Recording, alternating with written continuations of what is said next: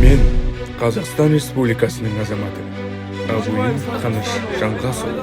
Қарулы күштердің қатарына кіре отырып, ант қабылдаймын және Қазақстан халқы мен оның заңды сайлаған президентіне ақтық демім қалғанша адал болуға, Өзімнің егемен мемлекетімнің конституциясы мен заңдарын қастерлеп сақтауға, әскери қызметтің ауыртпашылықтары мен қиыншылықтарын табандылықпен көрсетуге ант етемін.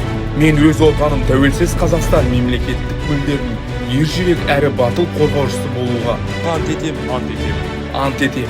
Ант қабылдарыңызбен құттықтаймын.